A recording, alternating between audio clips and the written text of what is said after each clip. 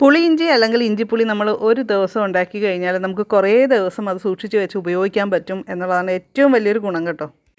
അപ്പോൾ ഇന്ന് നമ്മൾ ഉണ്ടാക്കാൻ പോകുന്നത് പുളി ഇഞ്ചി അഥവാ ഇഞ്ചിപ്പുളി രണ്ട് പേരിലും അറിയപ്പെടും. പല സ്ഥലങ്ങളിലും പല പേരിലാണ് അറിയപ്പെടണേ. അപ്പോൾ അതിന് നമ്മൾ എടുത്തേക്കുന്ന സാധനങ്ങളെന്ന് പറഞ്ഞാൽ ഇഞ്ചി രണ്ട് നല്ല പീസ് എന്ന് പറഞ്ഞാൽ നല്ല വലിപ്പമുള്ളത് നോക്കിയിട്ട്, പിന്നെ ഒരു 6 പച്ചമുളക് കട്ട് ചെയ്ത് വെച്ചിട്ടുണ്ട്, ഒരു 10 ചെറിയ ഉള്ളി കട്ട് ചെയ്ത് വെച്ചേക്കാം, അതുപോലെ 2 തണ്ട് കറിവേപ്പില. അപ്പം നമ്മൾ ഇത്രയും സാധനങ്ങളാണ്. പിന്നെ നമുക്ക് വേറെ 1-2 സംഭവങ്ങളും കൂടി വേണം. അതുപോലെ മെയിൻ പാർട്ടായിട്ടുള്ള സാധനം എന്ന് പറഞ്ഞാൽ പുളിയാണ്. നമ്മുടെ വാളംപുളി ഇതൊരു ചെറുനാരങ്ങയുടെ വലിപ്പത്തിലുള്ള ഇതെടുത്തിട്ട് നമ്മൾ വെള്ളത്തിൽ കുതിരാനിട്ടിരിക്കുക. അത് നമ്മൾ കൈക്ക് തന്നെ തിരുമ്മി പിഴിഞ്ഞെടുത്തിട്ട് അരിച്ചെടുക്കണം. ഇനി നമുക്ക് വേണ്ടത് പൊടികളും കാര്യങ്ങളും ഒക്കെയാണ്. അത് നമുക്ക് അടപ്പത്ത് ഇടുമ്പോൾ കാണാം. അപ്പോൾ നമ്മൾ ചട്ടി അടപ്പത്ത് വെച്ചിട്ടുണ്ട്. ഇനി നമ്മൾ ചെയ്യേണ്ടതെന്ന് പറഞ്ഞാൽ നമുക്ക് വെളിച്ചെണ്ണ ഒഴിച്ചു കൊടുക്കാം. വെളിച്ചെണ്ണ അല്ലെങ്കിൽ നിങ്ങൾ ഉപയോഗിക്കുന്ന ഏത് ഓയിലും. വെളിച്ചെണ്ണയാണ് കൂടുതൽ ടേസ്റ്റ്. ഞങ്ങൾ മെയിനായിട്ട് യൂസ് ചെയ്യുന്നത് വെളിച്ചെണ്ണയാണ്. അപ്പോൾ നമുക്കതൊരു 3 സ്പൂൺ ഒഴിച്ചു കൊടുത്താൽ മതി. അപ്പോൾ കടുക് ഇട്ട് കൊടുത്തു.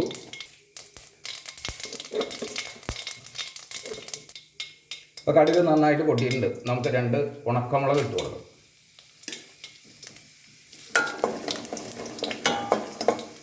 നമുക്ക് അതുപോലെ അരിഞ്ഞു വെച്ചിരിക്കുന്ന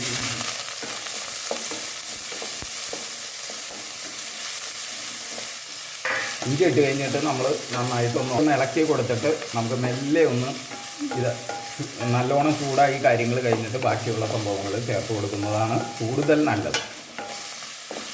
കാരണം ഇഞ്ചിക്ക് ഇത്തിരി വേവും കൂടുതലുണ്ട്.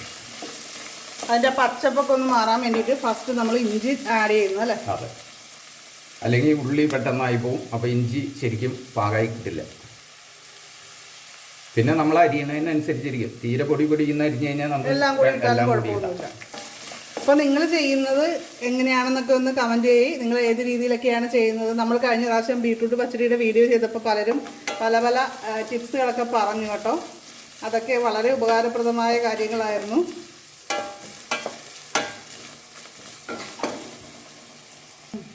ഇനി നമുക്ക് ഉള്ളി അരിഞ്ഞ് വെച്ചത് ഇട്ട് കൊടുക്കാം.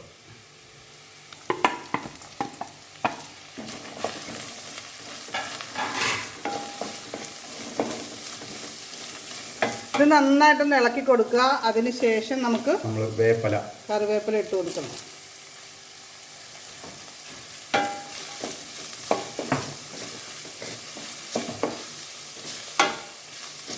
ഇപ്പം നമ്മുടെ ചട്ടിയിൽ പല നിറമായില്ലേ? ചുവപ്പും പച്ചയും വെള്ളയും ഒക്കെ ആയിട്ട്, ഉള്ളിയുടെ കളറും എല്ലാം കൂടി ആയിട്ട് പല കളറായി.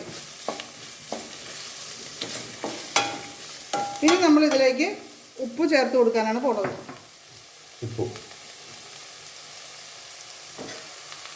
ചേർത്തിട്ട് നന്നായിട്ട് ഇളക്കി കൊടുക്കുക. അപ്പോൾ പെട്ടെന്ന് ഈ ഉള്ളിയൊക്കെ വഴന്ന് വരാനും നല്ലതാണ് ഉപ്പ്. അപ്പോൾ നമ്മുടെ ഇഞ്ചിയിലേക്കൊക്കെ നന്നായിട്ട് ഈ ഒരു സമയത്ത് നമ്മൾ ഇളക്കി കൊടുക്കുമ്പോൾ പിടിക്കുന്നതാണ്. അപ്പോൾ നമ്മുടെ ഈ ഇഞ്ചിയും ഉള്ളിയും എല്ലാം നല്ലോണം മൂത്തിട്ടുണ്ട്. നമുക്കിനി ഇതിനകത്തേക്ക് മറ്റേ മുളക് പൊടിയും മഞ്ഞൾപ്പൊടിയും ചേർത്ത് കൊടുക്കാം. അപ്പം മുളക് പൊടി 1 സ്പൂൺ, ഒരു 1/2 സ്പൂൺ മഞ്ഞൾപ്പൊടി. ഇനി നമ്മൾ തീ ഏറ്റവും കുറച്ചിടണം, അല്ലെങ്കിൽ നമ്മുടെ പൊടികൾ പെട്ടെന്ന് കരിഞ്ഞു പോകും.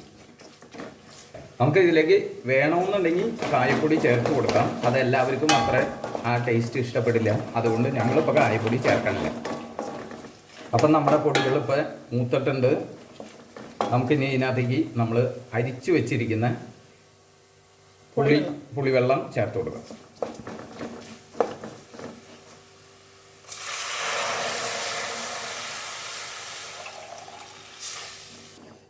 ഇനി നമ്മളിത് ശരിക്കും കുറുകാൻ പോലെ കുറച്ച് നേരം കിടന്ന് തിളച്ച് കഴിഞ്ഞ് കഴിയുമ്പോൾ ഇത് കുറുകി കിട്ടും. അപ്പോൾ നമ്മളിപ്പോൾ പുളിവെള്ളം എല്ലാം ചേർത്തിട്ടുണ്ട്. ഇനി നമ്മൾ ഉപ്പ് എങ്ങനെയാണെന്ന് നോക്കാം. കാര്യം ഇത്രയും വെള്ളം വേണ്ട, നമ്മൾ വെള്ളം കുറച്ച് കുറയും. അപ്പോൾ അതിനനുസരിച്ച് ഉള്ള ഉപ്പ് ചേർക്കാവൂ.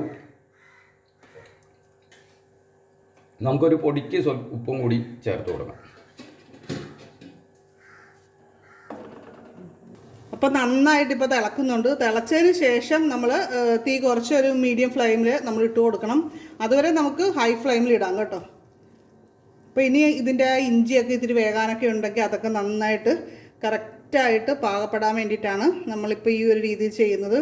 അതേപോലെ തന്നെ ഇതിൻ്റെ ഇത്രയും വെള്ളം വേണ്ട, അതൊന്നൊന്ന് കുറുകി കുറച്ചുകൂടി വറ്റി വരണം. അപ്പോൾ ഇതിനിടയ്ക്ക് ഒരു കാര്യം പറഞ്ഞോട്ടെ. അപ്പോൾ ഞങ്ങളുടെ ഈ ഫുഡ് വേൾഡ് എന്ന ചാനൽ നിങ്ങൾക്ക് ഇഷ്ടപ്പെടുവാണെങ്കിൽ സബ്സ്ക്രൈബ് ചെയ്യാനായിട്ട് മറക്കരുത്. അതുപോലെ തന്നെ വീഡിയോ ലൈക്ക് ചെയ്യുക, ബെല്ലൈക്കൺ ക്ലിക്ക് ചെയ്ത് ഓളൊന്നുകൂടി സെലക്ട് ചെയ്ത് വയ്ക്കുക. അപ്പോൾ ഞങ്ങൾ പുതിയ വീഡിയോസ് അപ്ലോഡ് ചെയ്യുമ്പോൾ നിങ്ങൾക്ക് കാണാൻ പറ്റും. എനിക്ക് ഓണവിഭവങ്ങളിൽ വളരെ ഇഷ്ടപ്പെട്ട ഒന്നാണ് പുളി ഇഞ്ചി അല്ലെങ്കിൽ ഇഞ്ചിക്കറി എന്ന് പറയുന്നത്.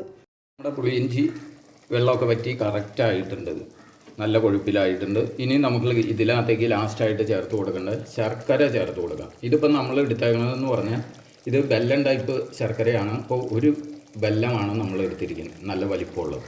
അപ്പോൾ ഇതിലേക്ക് ചേർത്ത് ഒരു സ്ക്വയർ പീസായിട്ട് കിട്ടുന്നത്. അതെ, അത് ഇതിനകത്ത് മധുരം എന്തോരം വേണമെന്നുള്ളതിനനുസരിച്ച് നിങ്ങൾക്ക് കൂട്ടായി കുറയ്ക്കുക എന്ത് വേണമെങ്കിൽ. ഇനി നമ്മൾ ഇത് ശർക്കരയിൽ കിടന്നിട്ട് ഒന്ന് നന്നായിട്ട് പാകമായിട്ട് കുറുകി കിട്ടണം അല്ലേ. ഇപ്പം നമ്മുടെ പുളിയിഞ്ചി ഇഞ്ചിക്കറി റെഡി ആയിട്ടുണ്ട്. ടേസ്റ്റൊക്കെ നല്ല കിടുവാണ്. അതെ, നല്ല കണ്ടീഷനിൽ കിടക്കുന്നുണ്ട്. ഇനി നമുക്ക് ഇത് ശരിക്കും തണുത്തതിന് ശേഷം മാത്രം യൂസ് ചെയ്യുന്നതാണ് ഏറ്റവും നല്ലത്. അപ്പം ടേസ്റ്റ് ഒരു 3 മണിക്കൂറൊക്കെ ഇത് വെച്ചതിന് ശേഷം എത്ര മണിക്കൂർ വൈകുന്നോ അത്രയും നല്ലത്. ശരിക്കും നാളേക്ക് യൂസ് ചെയ്യുകയാണെങ്കിൽ ഭയങ്കര ടേസ്റ്റ് ആയിരിക്കും. അപ്പം നമ്മൾ എരിവും കാര്യങ്ങളൊക്കെയുള്ള കറികളുടെ കൂട്ടത്തിൽ ഈ മധുരമുള്ള ഈ പുളിയിഞ്ചി കൂടി ഓണസദ്യയിൽ നമ്മൾ കഴിക്കുമ്പോൾ ഒരു പ്രത്യേക ഒരു സുഖമാണ്. അപ്പോൾ ഇതിൻ്റെ വില നമുക്ക് മനസ്സിലാകും അല്ലേ. അതെ, അപ്പോൾ ഇതിപ്പോൾ നമുക്ക് തീ ഓഫ് ചെയ്യാവുന്ന കണ്ടീഷനിലായിട്ടുണ്ട്. ഇനി നമുക്ക് തീ ഓഫ് ചെയ്യാം. അപ്പോൾ നമ്മൾ ഇഞ്ചിക്കറി വെച്ചു, സൂപ്പറായിട്ടുണ്ട്. അപ്പോൾ ഇന്നത്തെ വീഡിയോ കൂട്ടുകാർക്ക് ഇഷ്ടപ്പെട്ടാൽ ലൈക്ക് ചെയ്യുക, നിങ്ങളുടെ ഫ്രണ്ട്സിനൊക്കെ മാക്സിമം ഷെയർ ചെയ്ത് കൊടുക്കുക. നമ്മുടെ ചാനൽ ആദ്യമായിട്ട് കാണുന്നവരൊക്കെ ഒന്ന് സബ്സ്ക്രൈബ് ചെയ്തേക്കുക. നമുക്ക് മറ്റൊരു അടിപൊളി വീഡിയോ ആയിട്ട് വീണ്ടും കാണാം. നന്ദി, നമസ്കാരം.